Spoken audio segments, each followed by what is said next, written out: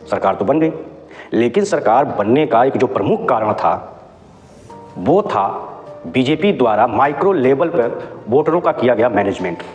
Micro level पर जो management किया गया बीजेपी द्वारा, वही उसकी जीत का सबसे प्रमुख कारण बना। एक चीज मैं आपको बता दूं, कंफर्म कर दूं कि अब जो चुनाव लड़ने का जो कांग्रेस मॉडल था वो पुराना हो गया है, बेकार हो गया है।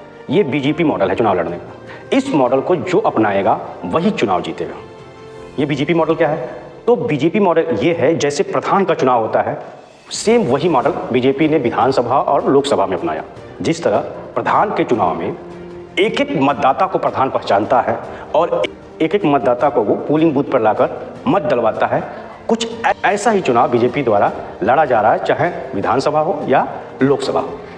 और आगे से अगर किसी भी पार्टी को जो बीजेपी को हराना चाहती है, उसको इस प्रोसेस को ध्यान देना ही होगा।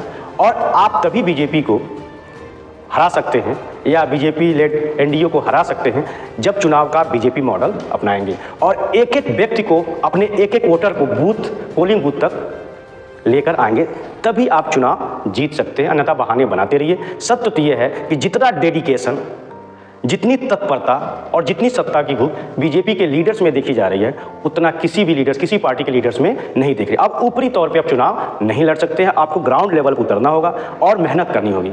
भारत में क्रोनिक कैपिटलिज्म है। अब क्रोनिक कैपिटलिज्म में आलस की कोई जगह नहीं है, लेजिनेस की कोई जगह नहीं होती है। जो राजनीति हो चाहे कहीं भी हो, जो आलस दिखाएगा वो बाहर हो जाएगा और जो जितनी सक्रियता दिखाएगा वो सत्ता में बना रहेगा। बीजेपी या बीजेपी के कार्यकर्ता या बीजेपी के लीडर, चाहे मोदी जी को देख लीजिए, 75 प्लस हो गए हैं, फिर भी उनकी सक्रियता राजनीति में देखिए।